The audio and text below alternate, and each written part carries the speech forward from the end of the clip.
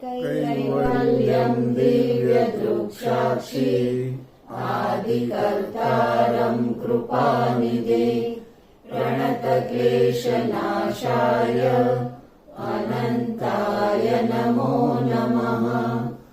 अल्पज्ञोऽहं सर्वज्ञोऽहं सत्शरणं जुगलरूपं त्वं नमामि।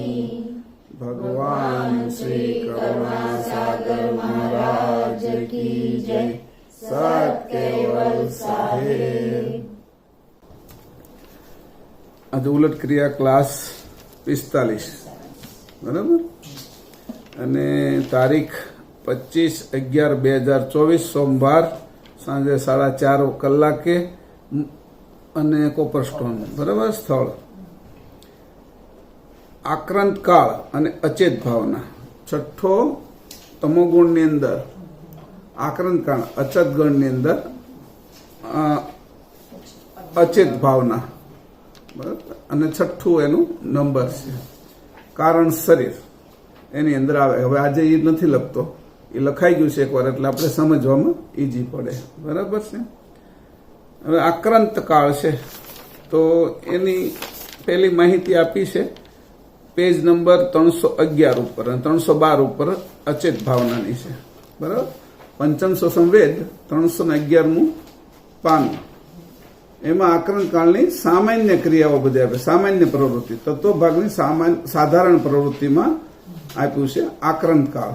નીચેથી ચોથી લાઈન અને પાછળનો 2 શબ્દો એમાં લખ્યું છે આક્રાંત કાળ તે અંતસ્કરણ ઇન્દ્રિયો તથા તત્વો આદિ પોતાના સામર્થ્ય પ્રમાણે રહે છે એટલે કે આકૃતિને જાળવી રાખે છે. તે આક્રાંત કાળ વડે જાણવું બરાબર.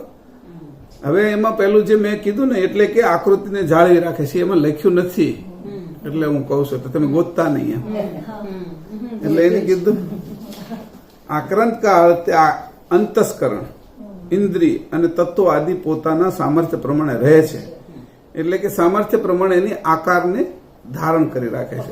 એ આકાર નિરાકાર હોય તો એને ધારણ કરી રાખે છે અને આકાર સાકાર હોય તો પણ ધારણ કરી રાખે છે. એટલે એને આકૃતિ બંધ રાખવું એ આક્રાંત કાળ છે. અને એકવાર આકૃતિ બની જાય પછી આકૃતિ ન વિખાય એના માટે અચેત ભાવના છે. એ આકૃતિ વિખાય નહીં એટલે એની સાથે અચેત ભાવનાનો ભાગ નાખી દેવામાં આવ્યો. જેમ કોઈ રેતી હોય આપણે રણ પ્રદેશની તો એનો લાડવો વાળવો હોય આપણે પીંડો વાળવો હોય તો વાળી ન શકીએ, પણ એમાં ચીકણી માટી નાખીએ 5-10% કે 20% અને પછી એની અરે એને ચોટાડી દઈએ ને તો એ ચોટી જાય. તમે આપણે બધા લાડવા બનાવ્યા હોય તલના તો તલને એકલા ચોટાડાય તો ન ચોટે એટલે એને ગોળની સાથે તમે ભેળવી દો ગરમ ગોળની સાથે પછી લાડુ વાળો તો ચોટી જાય. એવી રીતે આકાર છે એ ન વિખાય એનો આકાર ન વિખાવાનું કારણ અચેત ભાવના છે. અચેત ભાવના લાગી ગઈ એટલે આકાર વિખાય નહીં. હવે પછી જો વિખાય તો આકૃતિ વિખાય એટલે આક્રાંત આવે. આપણે કોઈ આપણો છોકરાઓ રમતા હોય ને તો ગોઠવેલું હોય ને બધું રમકડાના તેને એમાં બીજો છોકરો એને વિખી નાખે ને એટલે જે છોકરાએ બનાવ્યો ને એને આકાર એનો મોઢું હોય ને એની આકૃતિ વિખાઈ જાય. ન્યા આકૃતિ વિખાય એવું નહીં. આ છોકરો ખીજાવા મળે, બાંધવા મળે, એની મમ્મીને કે એવી રીતે આપણા હોતી આપણે જે નક્કી કર્યું ને અહીંયા ફરવા જવું નામ થવું વળી કોઈ રોકે એટલે આકાર આપણો વિખાઈ જાય, મોઢું ફરી જાય. એને આકાર વિખાવાનો કે આકૃતિ ફરી જાય. આક્રાંત આવ્યો.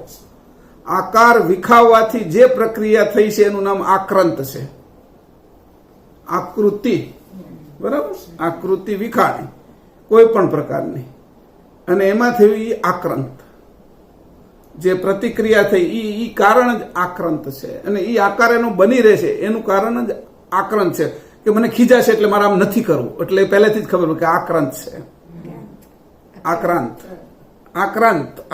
થઈ ગયું કે આ પેલા કે પાકિસ્તાન વાળા હળી કરે તો ભારત વાળા જોરદાર જવાબ આવશે એટલે કે આક્રાંતતા આવી જશે એની અંદર એટલે એ વધારે એટલે એને ન્યા નથી કરવું. એમ પોચું હોય ને આંગળી ખૂતાડે, મજબૂત હોય ને આંગળી કોઈ ન ખૂતાડે કારણ કે મજબૂત ની અંદર અચેત ભાવના મજબૂત છે એટલે. હવે એવી રીતે અહીંયા કીધું કે આને તમે જુઓ, પછી આની સાથે પાછળ જાય અચેત ભાવના. હું થોડો આનો વિસ્તાર એટલે કરું છું કે આ સ્પષ્ટ સમજાય, એટલે ખાલી એક લીટીમાં સમજાય એવું નથી. અચેત ભાવના ક્યાં આવી? છઠ્ઠી અચેત ભાવના 312 ઉપર નહીં, અત્યારે આ સાધારણ પ્રવૃત્તિમાં. હા, 312 ઉપર, બરાબર. પછી આગળ જાય ઉલટ ક્રિયામાં 312 ઉપર છઠ્ઠી, હા, નીચેથી 5મી લીટી, બરાબર. અચેત ભાવના તે ચરાચર બ્રહ્માદિક માનવ સહિત કોઈને પણ પોતાના અંતની ખબર જોતું નથી, તે અચેત ભાવના જાણવી. જોતું નથી, અંત મારો શું થશે એ જોઈ નથી શકતા, એ અચેત ભાવના છે. કે લાડવો વિખાઈ જશે એ એને ખબર નથી પડતી, એ અચેત ભાવના છે. અચેત ભાવના એટલે એવો ને એવો રહેશે એમ, એટલે આકૃતિ વિખાશે નહીં. એટલે કે છે કે બ્રહ્માદિક સહિત બધાને પોતાનું રૂપ વિખાઈ જશે, અમારું નષ્ટ થઈ જશું, અમે મરી જશું, એ ન ખબર પડવા દેવી, નથી ખબર પડતી, એનું નામ અચેત ભાવના જાણવી. કે આ બે વસ્તુ થઈ. અચેત ભાવના હંમેશા રક્ષણ કરે છે આકારનું, અને નથી જાણી શકતા, એટલે એને એના ભરોસા, એટલે કે હું ક્યારે મરવાનો નથી, એમ જ આપણે બધા કામ કરી. જુઓ ને, આપણે બધા જે કઈ પૈસા ભેગા કરીએ છીએ, કામ કરીએ છીએ, મકાન બનાવીએ છીએ, ગાડી લઈએ છીએ, કપડાં લઈએ છીએ, જે કઈ કરીએ છીએ એની અંદર આપણો એક જ ભાવ છે કે આપણે મરવાથી અચેત થઈ ગયા છીએ, હે ને? એટલે હું જીવવાનો જ છું, આ જ ભાવ છે. અને ટોટલ પાછા બધા જ મરે છે એ નક્કી છે. એટલે એના બ્રહ્માદિક સુધી બધા એની આસ્તી છે. કે કીડીને એમ જ થાય, હાન થાય તો કેટલું ભેગું કરી લઈએ, અને દોડ જ કરતી હોય એકબીજાને. તો એવી રીતે એક બેક્ટેરિયાની અંદર એ આ સ્થિતિ છે. એને આપણા શ્વાસમાં કેટલાય બેક્ટેરિયા મરી જાય, પણ એને તો એવું જ લાગે છે કે એ અચેત ભાવનાના કારણે એમ લાગે છે કે અમે ક્યારે મરવાના જ નથી. પાછા આપણે આગળના બધા જ નિરંતર મર્યા જ કરે છે પાછા. એવું નહીં, આપણા માતા પિતા, એના માતા પિતા, સમાજની અંદર જોઈએ છીએ તો કે આ જે ઘટના છે એને કીધું અચેતતા. અને અચેતતાના કારણે આપણી આકૃતિ આ જળવાઈ રહેશે કે હું આ બધું કરી શકું. આ બે વસ્તુ થઈ ગઈ. આ બેનું હવે સંયોજન કરીએ. કે હવે અહીં કીધું છે કે આ આક્રાંત કાળ એટલે આકૃતિવાન રાખવા, પછી અચેત ભાવના એટલે અચેત રાખવા, એની ખબર પડવા દેવી નહીં. આકૃતિ જો ખબર પડે તો આકૃતિ દેખાઈ જાય છે બધાની. એવી રીતે આ બે છે. પછી કીધું કાર્ય એનું શું છે, તો એની અહીં કીધું છે, એની તરત જ વાત કરી આમાં અહંકાર. કે બધાને કોને કીધું તો કે આક્રાંત કાળ તે અંતસ્કરણ. પહેલા કીધું અંતસ્કરણ. અંતસ્કરણ કોણ છે? અવ્યક્ત છે. અવ્યક્તની આકૃતિ જાળવી રાખે છે. આ વાત સમજી. અંતસ્કરણ શું છે? અવ્યક્ત છે. એટલે એની પણ એ આકૃતિ જાળવી રાખે છે. પછી કીધું ઇન્દ્રિયો. એ શું છે તો કે એ ઉભય છે. એમાં જે નાક દેખાય છે અને સુગંધ લેવાની સુગંધી છે, એનો વિષય એ અવ્યક્ત છે, એટલે ઉભય છે. અને તત્વ વ્યક્ત છે. આ ભૂમિ, જળ, અગ્નિ, જેનું આપણે વાયુ હોતી આમ વ્યક્ત જ ગણાય. 5 તત્વો આ રીતે ગણો તો એને કીધું અહીંયા ત્રણે બતાવી દીધું છે. જો આમાં 3 વાત કરી, એનો વિસ્તાર કર્યો આપણે. કે એને કીધું આક્રાંત કાળ તે અંતસ્કરણ. અંતસ્કરણ અવ્યક્ત છે, તો એનો આકાર જાળવી રાખે. અવ્યક્તનો આકાર જાળવવાનો, વ્યક્તનો તો આકાર સમજી લીધો. એમ તો કીધું કે ભાઈ અમારી દિવાલનો આકાર તો અમને દેખાય છે, એને જાળવી રાખ્યો. એટલે બહારની ઠંડી ગરમી નથી આવતી, બહારથી ચોર નથી આવતા, બહારનો પ્રકાશ નથી આવતો, એટલે અમે આ દિવાલ કરી છે અથવા આ કાચ નાખેલા છે. તો પ્રકાશ આવે, દ્રશ્ય દેખાય, પણ ઠંડી ગરમી ન આવે. અમારી અંદરની ઠંડી બહાર ન વહી જાય, અને બહારની છે એ ગરમી અંદર ના આવી જાય, એવું એ રાખે છે. તો એવો પડદો તો ખરો જ. તો એવી રીતે કે પડદો ઓઝોન નહીં ખરો પૃથ્વીની આજુબાજુ, કે સૂર્યના સીધા કિરણોને આવવા જ ન દે, એ શોષી લે, એટલે આપણે બળીએ નહીં. પણ એનો આકાર વિખાઈ જાય અવ્યક્ત ઓઝોનનો, એટલે એમાં છિદ્ર પડી જાય. અને એ છિદ્ર પડી જાય તો હાલત શું થાય તો કે આકાર વિખાઈ જાય. આકાર વિખાઈ ગયો એટલે શું થયું તો કે જે ગંગોત્રી છે એ ગૌમુખ એનું ગંગોત્રીમાં હતું, અને એ ગરમી પૃથ્વીની એટલી વધી ગઈ એટલે એ 18 કિલોમીટર પાછળ ગૌમુખ હોઈ ગયો. એટલે આ બધી જે આ હિમશિલાઓ છે એને શું કહીએ છીએ આપણે? હા એને ગ્લેશિયર બધા પીગળવા માંડ્યા અને ગ્લેશિયર પીગળતા તે એના 1900ની શરૂઆતમાં અંગ્રેજોએ ફોટા પાડેલા છે.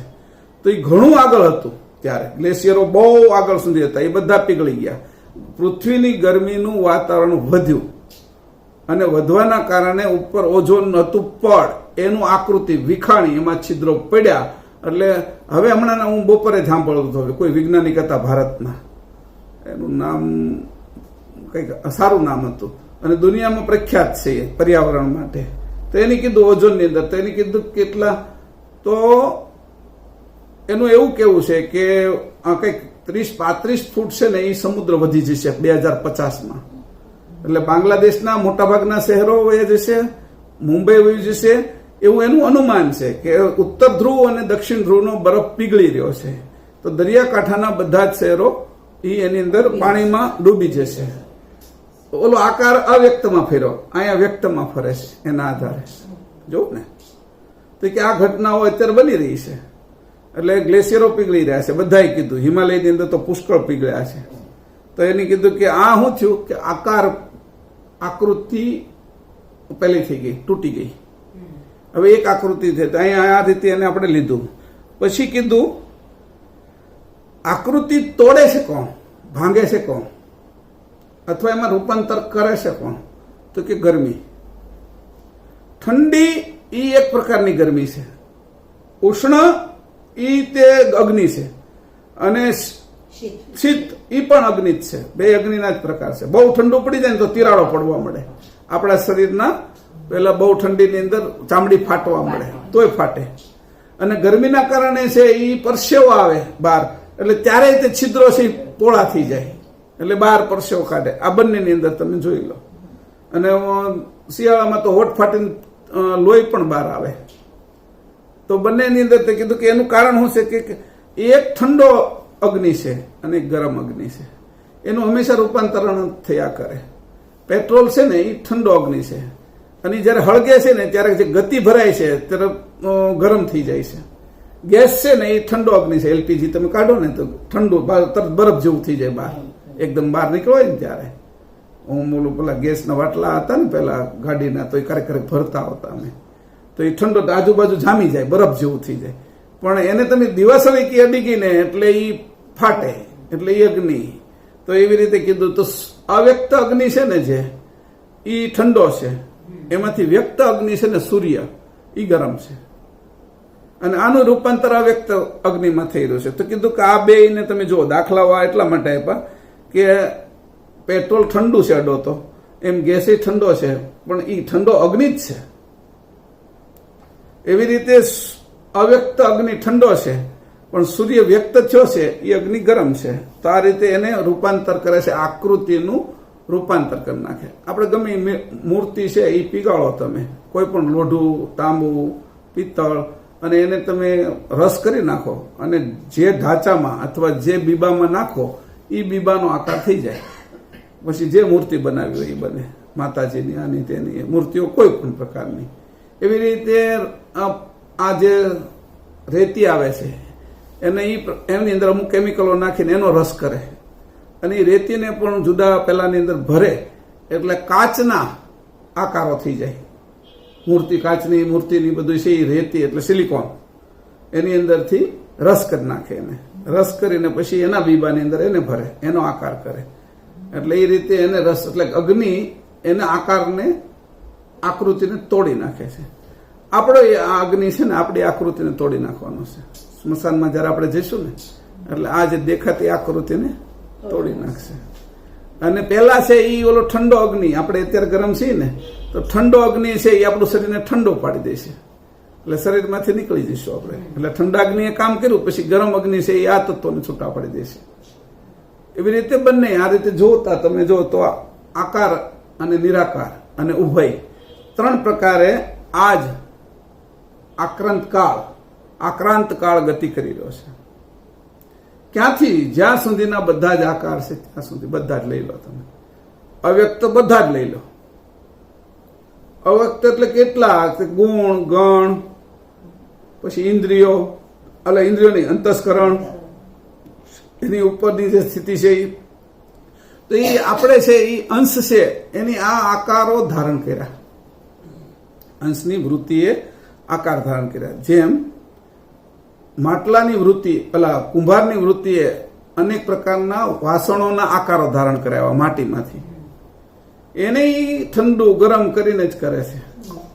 અને એ જે આકાર ધારણ કરે માટલું હોય, તાવડી હોય, વગેરે વગેરે, તો એવી રીતે આકારો એની અંદરથી નિર્માણ થાય છે.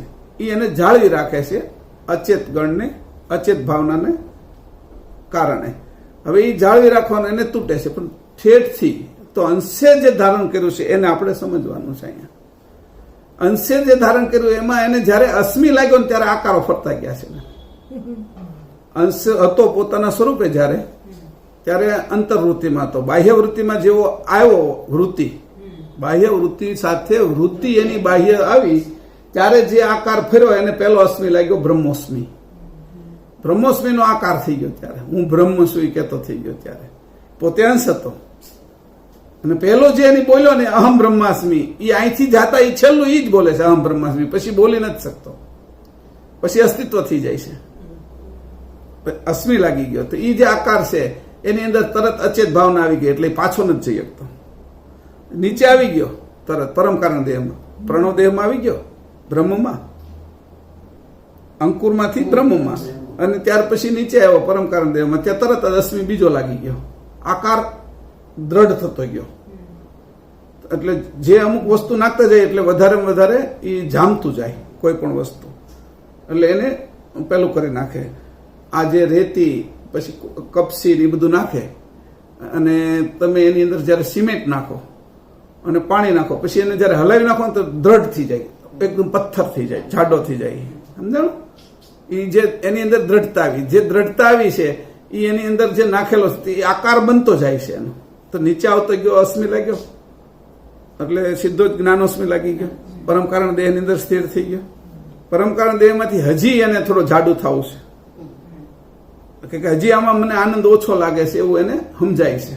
આનંદ પોતાના સ્વરૂપનો હતો, પણ માનતો તો ઓલા કૂતરો કેમ હાડકું ચાવતું હોય ને એની દાઢ છે એ એની અંદર સોલાઈ જતા એની અંદરથી લોહી નીકળે અને એ ચૂસતું જાય, તેને એમ લાગે કે હાડકાની અંદરથી લોહી નીકળે છે. પોતાની જાતમાંથી આનંદ આવતો હતો કે ચેતનમાં જ આનંદ છે, જડમાં તો આનંદ છે નહીં. પણ એને એવો ભાસ થઈ ગયો, કારણ કે જયારે એ ચીદમાંથી નીકળ્યો ને એટલે ભાસમાં આવી ગયો, સ્વપ્નમાં આવી ગયો. એટલે એને ભાસ જ થાય, સાચું દેખાય જ નહીં, સાચું સમજાય જ નહીં. અંશને જ્યાં સુધી સાચું નથી સમજાતું ત્યાં સુધી એના ઘરે પાછો પહોંચી શકે નહીં, એને ભાસ થઈ ગયો છે. જયારે આપણે કોઈ અરીસાની સામે વાંદરું રમતું હોય ને, અરીસાની સામે વાંદરું કે બિલાડીને મૂકીને એટલે ખબર પડે ભાસની શું અસર છે.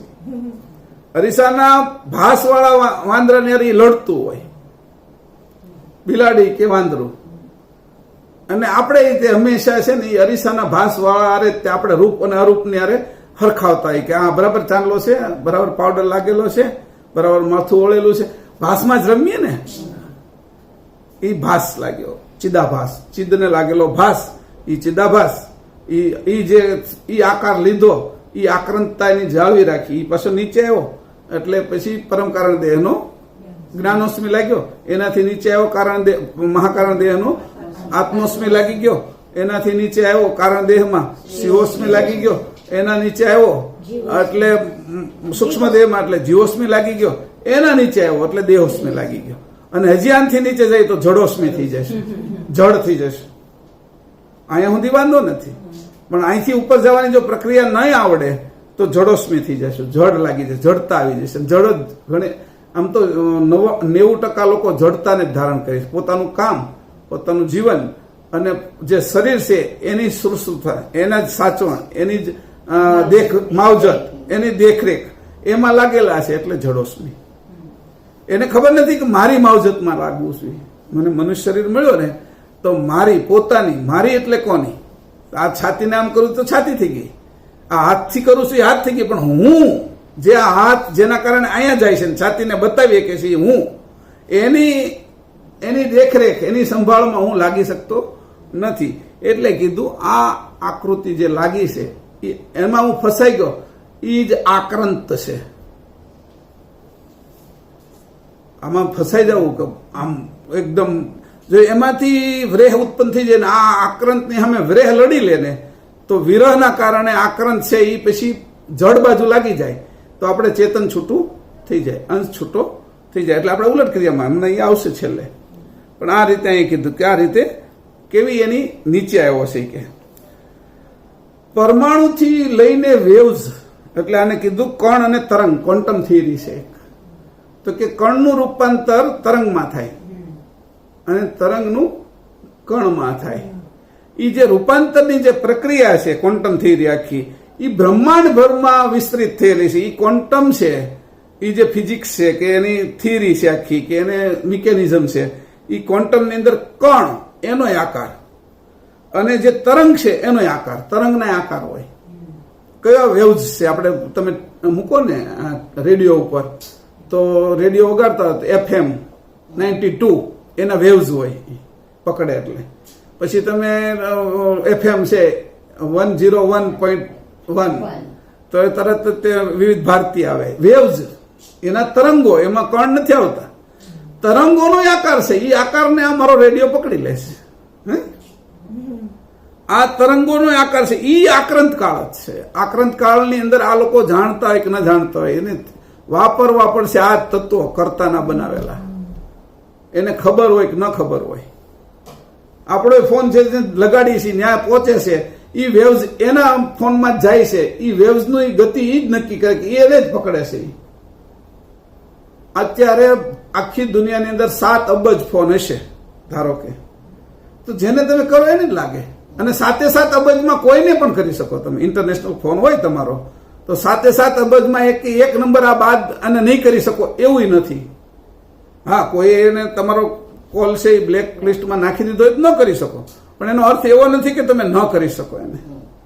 તો બધાને લાગે છે પણ એટલા બધી ફ્રીક્વન્સીઓ જુદી પાડી દીધું કે એને કીધું કે એટલા બધા આકારો રાખ્યા નહીં.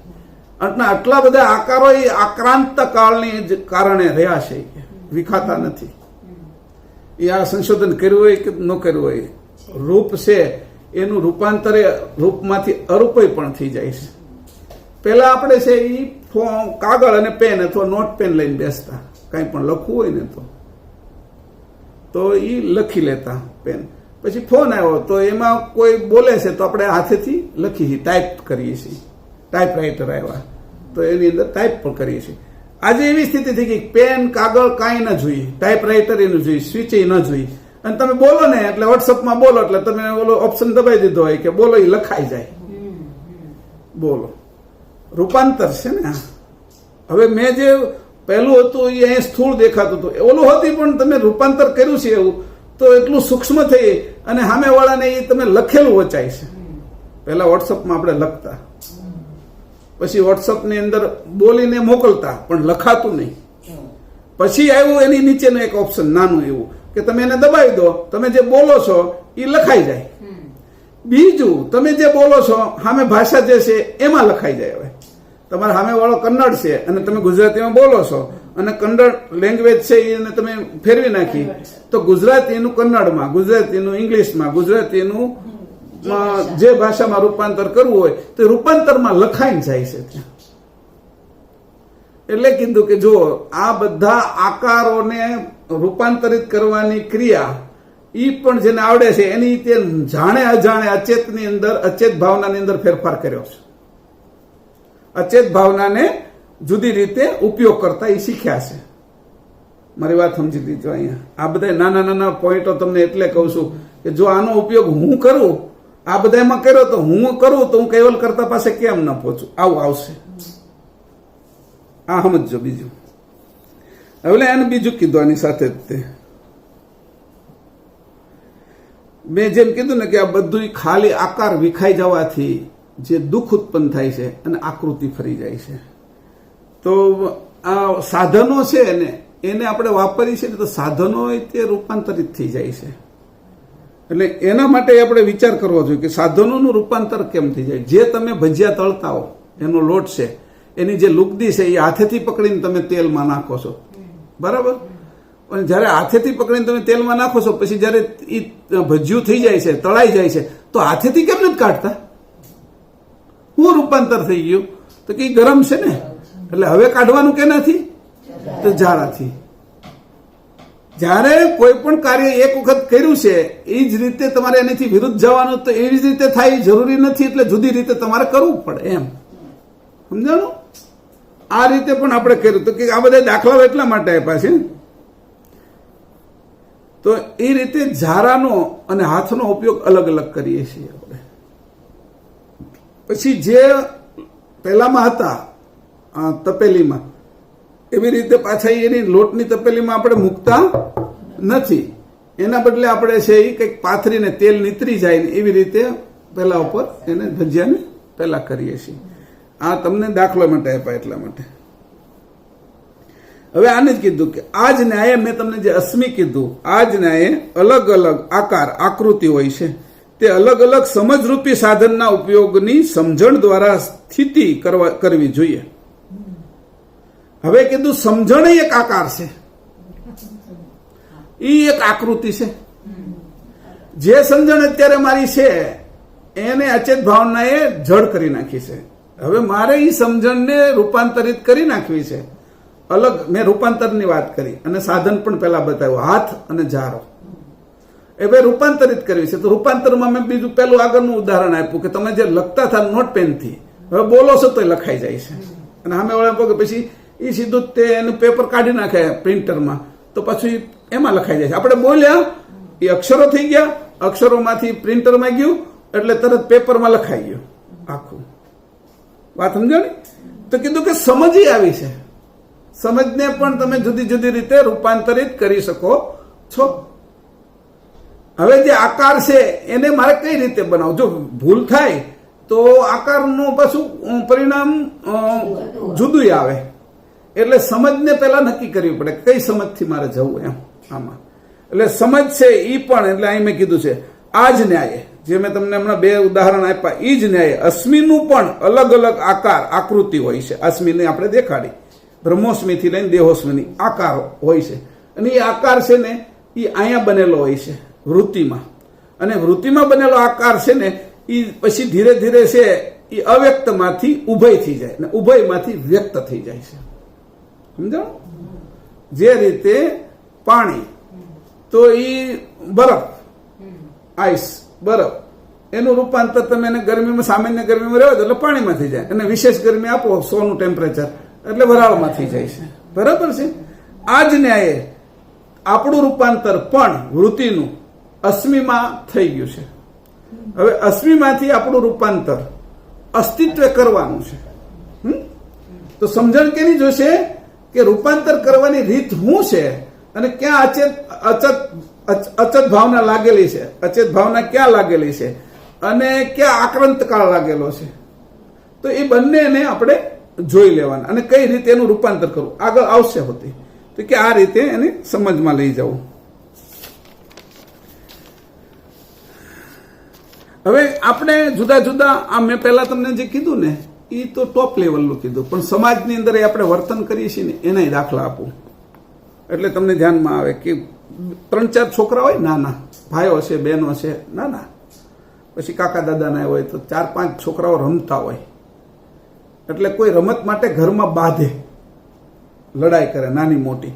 મોટા થાય તો આવું જ કરે, પૈસા માટે સંપત્તિ ભાગ પાડતા હોય ત્યારે ઘણા એને સમજણથી થાય, અને ઘણા મોટી ઉંમર શરીરની થઈ ગઈ હોય, બુદ્ધિ વિકસી ન હોય તો પાછા એમાં હોતી બાંધે કે મારે એટલું ને તારે એટલું, એમ એવું કરે. એજી એ ઓલા નાના હોય ને ત્યારે કરતા હોય કે આને 2 ચોકલેટ આપીને મને 1 જ આપી, કે આને એટલો આઈસ્ક્રીમ આપ્યો મને એટલો જ આપ્યો, અને આવા કપડા મને આવા, એમ. એટલે જે લડાઈ ઝઘડા થાય ને તો એનો એક આકાર થઈ ગયો હોય, એ મારા પૂરતો આકાર છે. હવે જયારે બાજુવાળા લડાઈ થાય ને તો આ બધા કુટુંબ આખું ભેગું થઈ જાય ને એનો એક આકાર થઈ જાય. એ બાજુવાળા બધા સંયુક્ત લડે છે, એનો એક આકાર થઈ જાય. સમજો આકારનું રૂપાંતર કેવી રીતે થાય છે. એ કઈ ભાવના અંદર કરે છે, કયો વિચાર કરે છે, કઈ સુરતા કઈ વૃત્તિ અંદર હલાવે છે એના પર. મારા કુટુંબ ઉપર એની મારા ભાઈને આમ કીધું એમ. હવે કાલ તું તારો ભાઈ બે બાજતા હતા, આજે મારા ભાઈને આમ કીધું એટલે ત્યાં બાંધવા જાય છે. હવે બાજુ આમાં કઈ વાંધો નથી એને. હવે કઈ તકલીફ ક્યારે થાય? બાજુની સોસાયટી વાળા આ સોસાયટી વાળા લડવા આવ્યા છે એટલે આખી સોસાયટી હવે ઓલા બાજુ વાળા લડવું નથી, હવે આપણે આખી ભેગી થઈ એનો એક આકાર થઈ જાય છે. બાજુ વાળાનો એક આકાર લડે છે, આક્રંતતા છે ને. અથવા આકારે એકબીજાનું હિત કરવા જાય છે કે આપણે આખો આ કાર્યક્રમ આવો રાખીએ એમ. આક્રમણકાળ મૂળ તો લડવા વિષયની અંદરથી જ આવશે. આમ આકાર વિખાઈ જાય ને એટલે આમ જનૂન ચડે જ તે, ક્રોધ ચડે જ તે, અને તમોગુણમાં છે પાછું. એટલે આ અને કાળ છે એટલે એ રીતે જોતા એવી લાગે કે આ વિષય ભાવના તો એમાં ઓછી છે. એટલે આ જયારે લડે છે ત્યારે પાછું એવું થયું કે ભાઈ કોઈ બીજા ગામ વાળા છે એની યારે કઈક ડખો થયો તો આખું ગામ બીજા ગામ આ ગામ ને ઓલા આકાર ફરતો જાય છે એની સાથે લડે. હવે આવી રીતે રાજ્ય એવી રીતે તમે દેશમાં લ્યો તો આમ અંદર અંદર બાંધતા હોય પણ એક હે તો સેફ હે કે તરત સૂત્ર આવી જાય કે આપણે બધા એક છીએ તો સેફ છીએ એમ કરીને પાછું એક સૂત્ર કે આપણે એક છીએ એમ. એટલે એક એની બાઉન્ડ્રી મારી દીધી. આપણે બધાની બાઉન્ડ્રી એને મોટી કરી નાખી, એનો આકાર મોટો લઈ લીધો. એક હે તો સેફ હે. તો આવી રીતે જે સૂત્ર એક આપી દીધું, નાનું સૂત્ર હોય પણ એનાથી બંધાઈ જાય બધા જ. હવે બંધાઈ ગયા એટલે આકાર થઈ ગયો. અને જે આકાર થઈ ગયો એ પાકિસ્તાન છે, બાંગ્લાદેશ છે, બીજા કોઈ દેશો હોય તેની સામે એ લડી લે છે. એ પછી હિમાચલનો કોઈ સૈનિક લડે છે આપણને ખબર નથી આપણે હાટું લડે છે. અને કોઈ ગુજરાતનો વેપારી છે એ અહીંયા બહારથી પૈસા કમાઈને લાવે છે અને ઇકોનોમીમાં પૈસા ભરે છે, એ એને પગાર કરે છે, એ એને ખબર નથી. પણ બધાના આ વ્યક્ત આકૃતિઓ બધાની તૈયાર જ છે. આ આકારો આ બાજુ સ્થૂળની અંદર અને સૂક્ષ્મ બને છે. આકારોનું રૂપાંતર થાય છે. મીઠું છે, ફટકડી છે, હાકર છે, એને તમે પાણીમાં નાખો છો તો રૂપાંતરિત થઈ જાય છે. પણ રૂપાંતર થાય છે એટલે એનો સ્વભાવ ગુમાવતું નથી. એ સ્વભાવ મીઠાની અંદરથી પછી પાણી ઉડી જાય ત્યારે પાછું મીઠું રહેશે. આ લોકો અગરવાળા છે એ મીઠું પકવે છે તો પાણીને ઉડાડી દે છે. એવો કોઈ અગરવાળો મળી ગયો ને આપણે મીઠું નાખ્યું તો જેટલું મીઠું અંદર છે ને એટલું બધાને કાઢી દે બહાર. હવે છતાં પણ બીજું કીધું કે આ મીઠાનું રૂપાંતર દરિયાના કિનારે ભેજના કારણે થાય છે. આપણે અહીંયા મીઠું છે એ એક રૂપાંતર પાણીમાં કર્યું, પણ મીઠાનું રૂપાંતર ભેજમાં થાય છે દરિયા કિનારા ઉપર. અને દરિયા કિનારાના આજુબાજુના શહેરો હોય એની જે લોખંડની વસ્તુ હોય ને એને કાચ જલ્દી લાગે છે. તો કે એની અંદર શું કારણ છે કે મીઠાનો ભાગ આમાં ભેજની અંદર પાણીની અંદર વિશેષ છે, એ એને લાગે છે એટલે કાટ લાગી જાય છે. અને એવી રીતે માણસોની અંદર એ અસર કરે છે આ બધાની અંદર. એટલે આને કીધું કે આ બીજું પ્રકાર છે. એક મીઠું પાણીમાં ભળ્યું, એક મીઠું હવામાં ભળ્યું. અને હવે ત્રીજો પ્રકાર છે એ મીઠું અગ્નિમાં પણ ભળે છે. અગ્નિની અંદર નાખવામાં આવે એના અમે લોકો પ્રયોગો કરતા હોઈએ. 1200-1300 ટેમ્પરેચરે જાય ને, એક મીઠું પાણીમાં ભળ્યું, એક મીઠું હવામાં ભળ્યું. અને હવે ત્રીજો પ્રકાર છે એ મીઠું અગ્નિમાં પણ ભળે છે. અગ્નિની અંદર નાખવામાં આવે એના અમે લોકો પ્રયોગો કરતા હોઈએ. તો એની હોતી અમુક સ્થિતિ એ રૂપાંતર થઈ અને એનું જળમાં રૂપાંતર થઈ જાય. મીઠું છે ને એને તમે 1200-1300 ટેમ્પરેચરે જાય ને ત્યાં સુધી એમાં કાંઈ ન થાય. વાત કરું છું આકાર કેવી રીતે વિખાય છે ને કેવી રીતે એને આપણે વીખવો જોઈએ. આપણે વીખવો છે, કાળ વીખી જાય ને એની પહેલા. એટલા માટે હું વાત કરું છું કાળ વીખી જશે એની પહેલા આપણે વીખવો છે તો આપણે રીત આવડવી જોઈએ. અને એવી રીતે કીધું. પછી હવે આ રીતે ધારો કે એ મીઠું હવામાં ભળે છે એ રીતે મીઠું છે એ અગ્નિમય ભળે છે. છેલ્લે અગ્નિ છે એનું રૂપાંતર કરીને એને આકાશની સાથે ભેળવી દે છે. અગ્નિ મીઠાનું રૂપાંતર કરીને આકાશની સાથે જો કોઈને આકાશમાંથી મીઠું પાડતા આવડે તો સમુદ્રમાંથી ન લાવવું પડે, આકાશમાં મીઠું હોય. ધરતીમાં જે મીઠું છે એ ચડાઈ સમુદ્રમાં એકઠું થાય છે. અને ધરતીની અંદર જે મીઠું આવે છે ક્ષાર કે એને ક્ષાર જે આવ્યો છે આપણા શરીરમાં છે આખામાં, એનું મૂળ સ્ત્રોત કયું છે તો કે આકાશ. બધી જ વસ્તુનું મૂળ ઘર ગત આ આકાશ છે અને ખગાકાર શૂન્ય છે તત્વનું. અને બધા જ અંશનું મૂળ ઘર કૈવલધામ છે. આ બે વાત સમજી લીજો. બધા જ તત્વોનું મૂળ ઘર ખગાકાર શૂન્ય છે. બે જ વસ્તુ છેલ્લે વધે છે, ખગાકાર શૂન્ય, આ બધાનો પ્રલય થાય છે ત્યારે, અને ચેતન કૈવલ કરતા આપણે એના અંશથી ચેતન. અને આપણા ઘાટ આપણે જે વાપરી છીએ અને કરત આખું ખગાકાર શૂન્યમાંથી ઉત્પન્ન થયું છે અને ચલાવે છે અંશ કર્તાની બાહ્ય વૃત્તિ દ્વારા, પ્રણવ દ્વારા ચાલે છે. બરાબર, એ સંયોજન છે બેન ઉભય છે. એ અકર્તા છે છતાંય તે એના જેમ ઝારો અકર્તા છે, એ પોતાની રીતે ભજીયા કાઢતો નથી, પણ એની સાથે જે વ્યક્તિ છે એ ચેતન છે, એટલે ઝારાને હાથ દ્વારા લઈ અને એમાંથી ભજીયા કાઢે છે. એવી રીતે ચેતન અંશ છે એ પ્રણવ દ્વારા જડ શરીરને ચલાવે છે. અને આ બધા જ આકારો છે એ એના છે. હવે મારો આકાર આ બધા આકારની અંદર ભૂલાઈ ગયો છે મને, કારણ કે ક્યાં અચેત ભાવના છે ને સાથે, એની મને ભૂલવાડી દીધો છે. મારો આકાર શું છે? જે આકારની મેં અત્યાર સુધીમાં પૂજા કરી, જેને માન્ય કર્યો, એ ખગાકાર શૂન્યના છે, મારા વિજાતીય છે. એટલે એને કીધું કે ભાઈ આનો અર્થ એવો થયો કે ક્રમશઃ વિષમ આકૃતિનો ભાવ છોડીને સમસ્થિતિમાં આવવું ને અંશ અને અંશીની સત્ય આકૃતિમાં આક્રાંત કાળ લગાવવો, તે જ ઉલટ ક્રિયા જાણવી. વાત સમજી લીજો. હવે વિજાતી આકૃતિ છોડીને સજાતી અંશ અંશીમાં જાવું. આ બધી વિજાતી આકૃતિ છે ખગાકાર શૂન્ય, એનો હું તો છું નહીં. મારા કપડા મેં પહેર્યા છે તો મારાથી વિજાતી છે ને, ચપ્પલ નહીં, ચશ્મા નહીં, પહેરવા પડ્યા છે મારે ચશ્મા અને ચપ્પલ નહીં, તો મજબૂરી છે ને મારી એક. અથવા એવી સ્થિતિ છે કે મેં ખુશીથી પહેર્યા છે, હું જ્યારે ઈચ્છું ત્યારે એને ઉતારી શકું, એ મારા ઉપર હાવી ન થઈ જાય, તો સ્વતંત્રતા.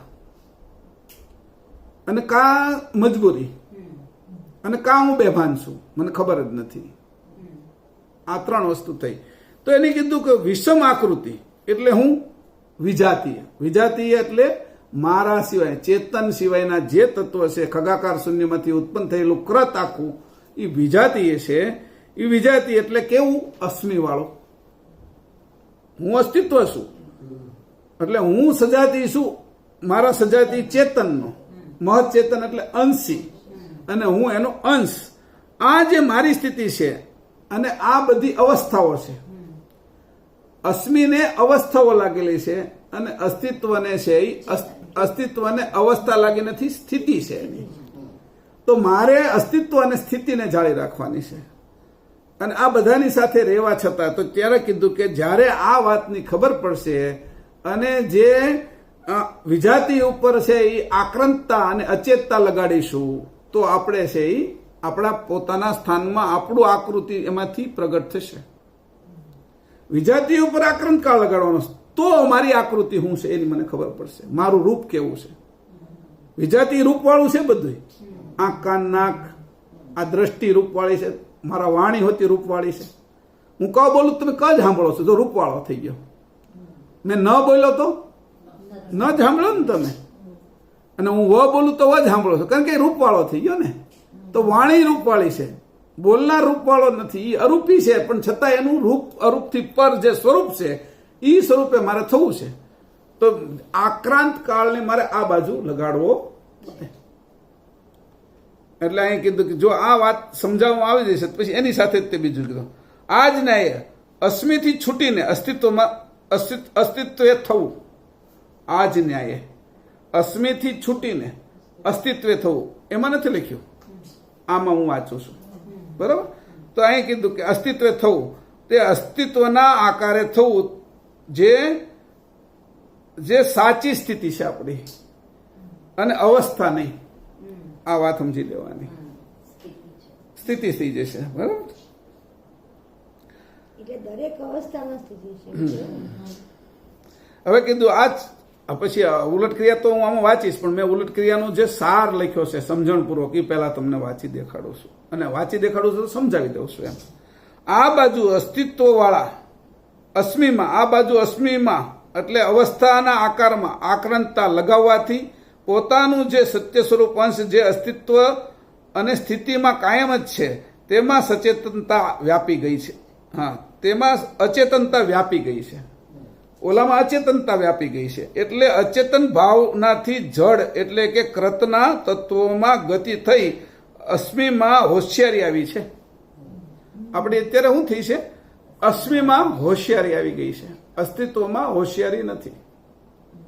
જે આપણે કાર્ય બધું જ લીધું છે એ આપણી હોશિયારી કેમાં બતાવી? બધા જ લોકો વૈજ્ઞાનિક હોશિયારી બતાવે છે ને એ અસ્મિમાં જ બતાવે છે. યોગી યોગ કરે છે અને એની હોશિયારી બતાવે છે એ અશ્મિમાં જ બતાવે છે. તપસ્વી તપ કરે છે એની તપ બતાવે છે, તપ અથવા એ પોતે જાણે છે એ અશ્મિમાં જ કરે છે. એવી રીતે સિદ્ધો પણ સિદ્ધિ જે પ્રાપ્ત કરે છે એ અશ્મિમાં જ કરે છે.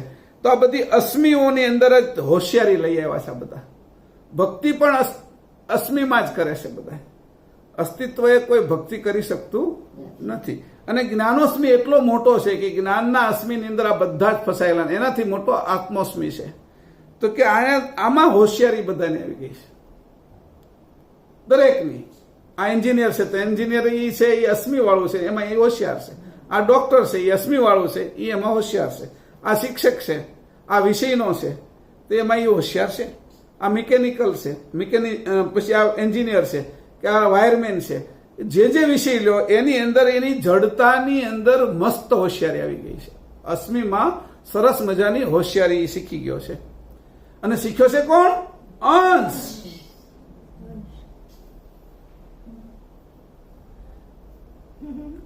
અને જે આજ હોશિયારી જો પોતાના સ્વરૂપમાં ગતિ કરે અને ક્રદ બાજુ અચેત ભાવના લગાવતા આવડે તો સ્વરૂપે થવું તે જ અચેતન ભાવનાની ઉલટ ક્રિયા કહેવાય.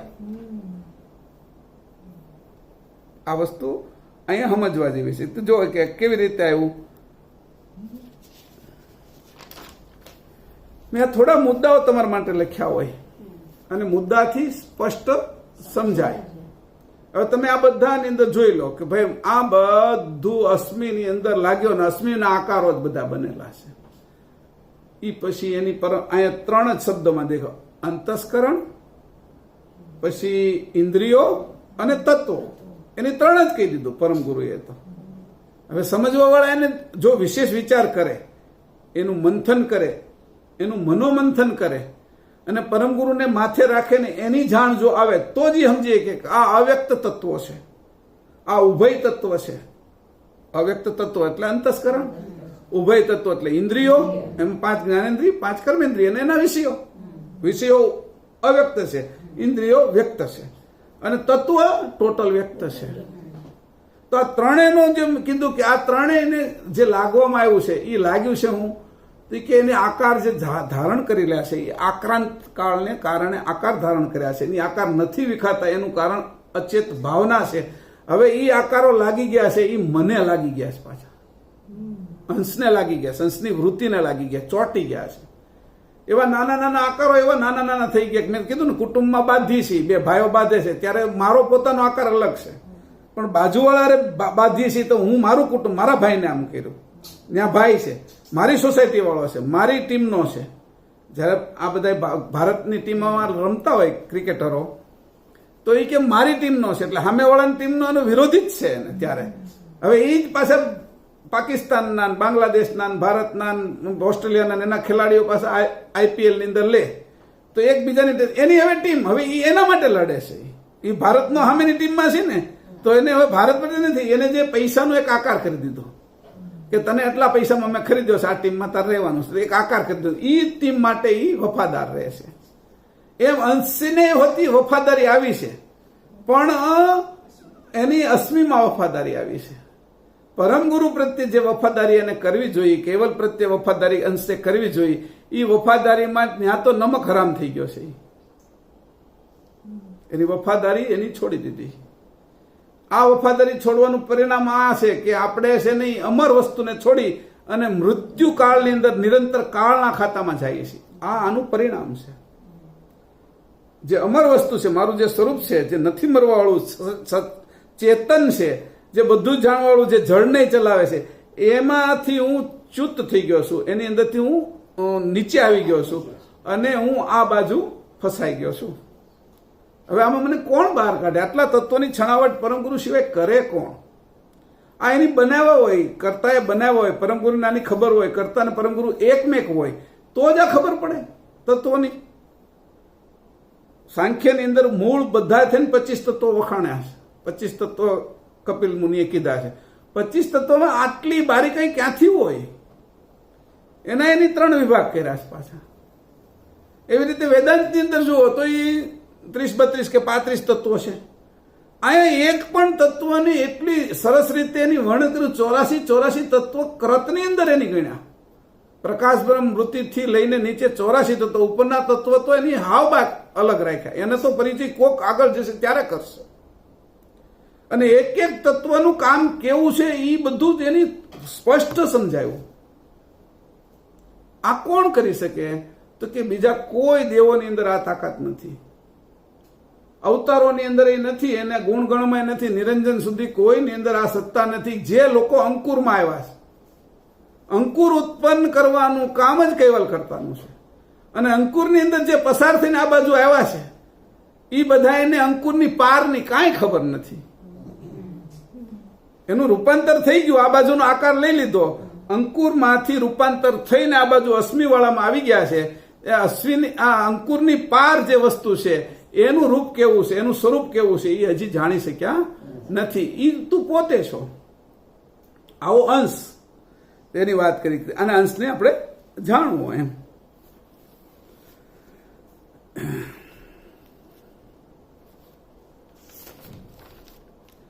હવે આની ઉલટ ક્રિયા પણ આપણે એકવાર જોઈ લઈએ. મોટા ભાગનું આવી ગયું છે, પણ ઉલટ ક્રિયા માટે આપણે પાછા છેલ્લી લીટી ફરીથી વાંચો બાકી.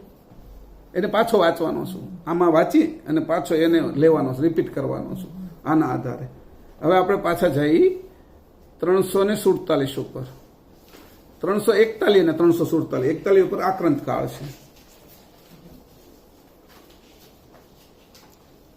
હવે આક્રાંત કાળની પ્રવૃત્તિ. હા, 341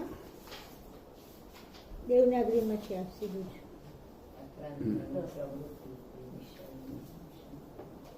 આક્રાંત કાળની પ્રવૃત્તિ તે વિષયના. હવે આક્રાંત કાળની પ્રવૃત્તિ જોરથી વાંચજે. હવે આક્રાંત કાળની પ્રવૃત્તિ તે વિષયના વિષમ ભાવને વિશે આક્રાંતવત સર્વ તત્વો રહે છે. તે અકારણ આક્રાંતપણું છોડાવીને સત્ય ધર્મને વિશે વાળવા. સમજાણું? આમાં આટલા વાત કહી દીધી કે જે આકાર એટલે અશ્મિના આકારમાં બધાય રહેલા છે, એ અશ્મિના આકારની અંદર જે વિષમ છે એ વિષમ ભાવની અંદર રહ્યા છે એને આપણે સમભાવમાં લાવવાના. સમભાવ એટલે આપણી સજાતિનો, સમભાવ એટલે અસ્તિત્વનો, બરાબર? વિષમભાવ એટલે અશ્મિનો, અને વિષમભાવ એટલે વિજાતીય, બરાબર? તો એમાંથી સમભાવમાં લાવવા. હવે આક્રાંત કાળની પ્રવૃત્તિ તે વિષયના, આ વિષયો છે બધા. જ્યારથી મેં દ્રષ્ટિ આ બાજુ મેરી થઈ છે પ્રકાશ બ્રહ્મ વૃત્તિમાં, ત્યારથી વિષય મને લાગી ગયા છે. અને વિષય લાગ્યા છે, વિષયે આકાર લીધો છે. આ વિષય અસ્મિ કર્યો છે. મને કોઈ પણ વિષય લાગ્યો, આંખને શું વિષય છે? તો કે જોવું, નિરીક્ષણ કરવું.